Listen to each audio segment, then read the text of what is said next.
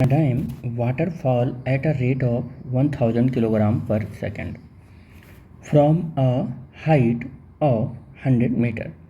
Calculate the initial potential energy of the water, assuming that 60% of the energy of the falling water is converted to electrical energy.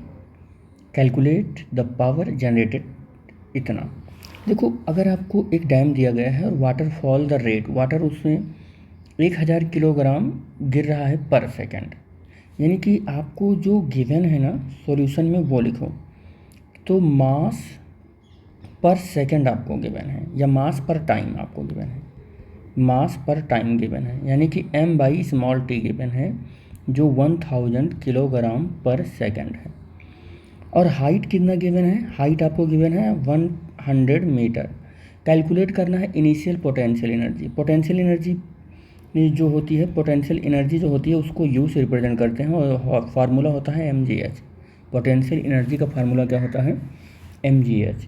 अब अगर मास की बात करें तो 1000 kilogram mass गिर रहा है, और जी की बात करें तो 9.8 लेना है, और 100 यानी कि 100 मीटर की हाइट से गिर रहा है।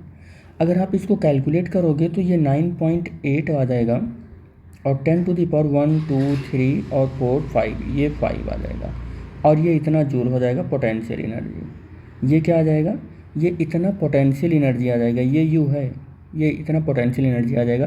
कह रहा है calculate the initial potential energy of the water. Water की ये पोटेंशियल एनर्जी तो कैलकुलेट हो गई। Assume that 60% of the energy of the falling water, जो वाटर गिर रहा है इतनी एनर्जी है उसके पास, इसकी 60% एनर्जी इलेक्ट्रिकल एनर्जी में कन्वर्ट हो जा रही है। तो 60% एनर्जी अगर इलेक्ट्रिकल एनर्जी में कन्वर्ट हो जा रही है तो 9.8 इंटू 10 टू दी पावर 5 जो ये एनर्जी आई है, इस एनर्जी का 60% यानी 60/100 ये इलेक्ट्रिकल एनर्जी में कन्वर्ट हो रहा है। किस में कन्वर्ट हो रहा है, ये इलेक्ट्रिकल एनर्जी में कन्वर्ट हो रहा है, इलेक्ट्रिकल एनर्जी में कन्वर्ट हो रहा है।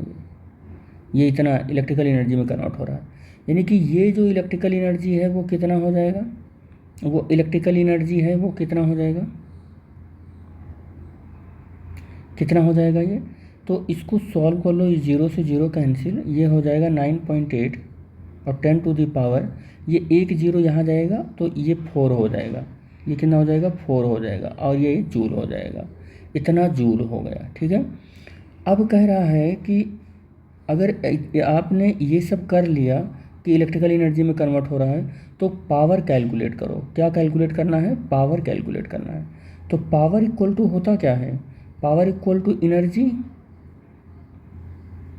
अपॉन टाइम, और एनर्जी हमारे पास 9.8 10 टू दी पावर 4 जूल है, और सेकंड कितना दे रहा है, पर सेकंड की बात कर रहा है, पर सेकंड की बात कर रहा है, देख लो यहाँ पर सेकंड की बात कर रहा है, पर सेकंड की बात कर रहा है तो 1 रख लेते हैं। तो power P is equal to कितना हो जाएगा, ये power P is equal to कितना हो जाएगा, देख लो आप, सॉल्व कर लो आप यहीं से।